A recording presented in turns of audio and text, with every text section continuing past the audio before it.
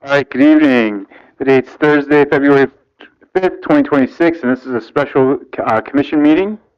I'd like to call this meeting to order, and we will cover all items until the meeting is complete. I'd like to ask the mayor to lead us in the pledge, followed by a moment of silence to honor our veterans, members of the armed forces, and first responders.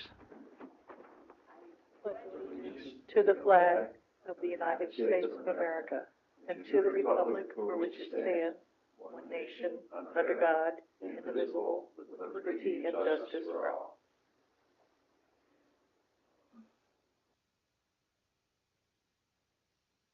Thank you. Right.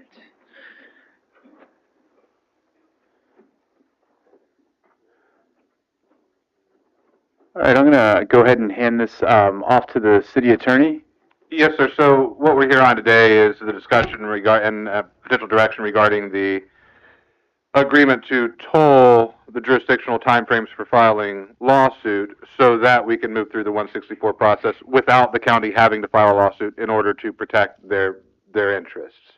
The 164 process would be the same regardless of whether or not we told those timeframes.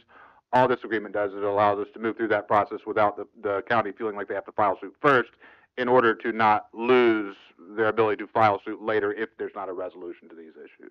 So it really changes nothing about the process itself. It just gives that time so there doesn't have to be a lawsuit going on. So my recommendation would be to agree to what the county has proposed as tolling.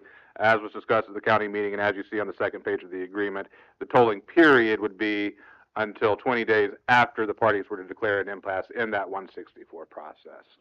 Again, that's really the only matter we're looking for a decision on tonight, but just a couple of issues ancillary to it. The first step in the 164 process is at an administrative level, it will be the city manager and the county administrator along with county attorney and myself. Next Friday, we will be meeting to kind of go over what the issues are so that we can narrow those issues. And if there are potential resolutions, those get discussed at that meeting also. It is a meeting that's open to the public, and there is notice being provided by the county for that meeting. Anything that comes out of it, though, would come before the boards. If there is a potential resolution, that would come before the boards for ratification of those decisions. So it would still be the commissions that make the ultimate decision, but it does have this opportunity for the administrators to work together to try to narrow the issues and come up with solutions that they agree on that they can then present to their boards. And I'm optimistic that that will happen here. With that in mind, one thing I wanted to point out, because it was really a big change from how I think we were understanding the county's position on the reclaim and what they actually put in the letter. And I don't know how many of you read closely, but in the 164 letter that came from the county administrator, after drafted by the county attorney, became the county administrator, you will see as they have described their issue regarding the reclaimed water facility, they state the county's contention is that there is no requirement to build a reclaimed water facility in the utility service area for Veranda Bay. Their issue is just to make sure that reclaimed water will be provided to the project. And I think, as you kind of heard at the meeting, what they're really looking for is a commitment, considering as much effort as the city has put into building, to upgrading the water plant with reclaimed capacity. I think it's a no-brainer, but I just want to make sure so Dale and I can speak affirmatively at the meeting next week. Yes, the city of Flagler Beach is committed to that development, whether it's in the city or not in the city. That development is going to have reclaimed water because it's essential to us getting out of the intracoastal. I'm not saying anything that anybody at the dais disagrees with. Am I? Okay. Just wanted to check on that. And with that issue, then all that's left is, does the commission want to agree to the tolling period, which again, the process under 164 is the same either way. This just allows us to do it without a lawsuit hanging out, everybody having to deal with a lawsuit. Does anybody have any questions for the city attorney? Commissioner Spradley?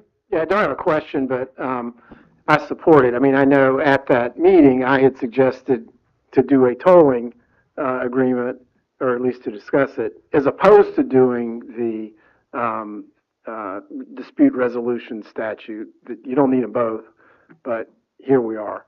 So with that said, my opinion is that the tolling agreement is the way to go.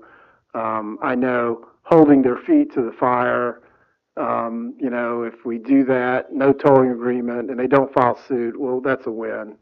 But on the other hand, I think if we were to do that, there may be a lawsuit. And also I think it would get negotiations off to a bad start.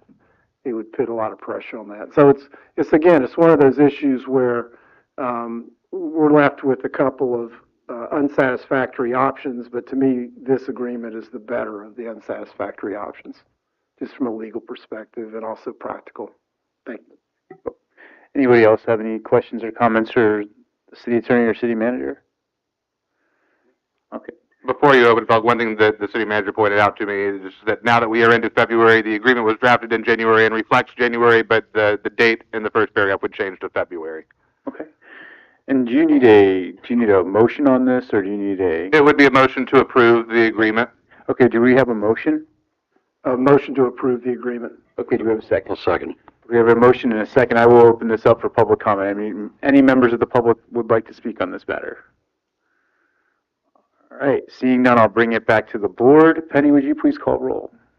Commissioner Spradley, Yes to the motion. Commissioner Belhumeur, Yes. Commissioner Cunningham, Yes. Commissioner Cooley, Yes to the motion. Chair Sherman.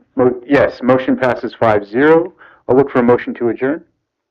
Motion to adjourn. Second. Meeting's adjourned.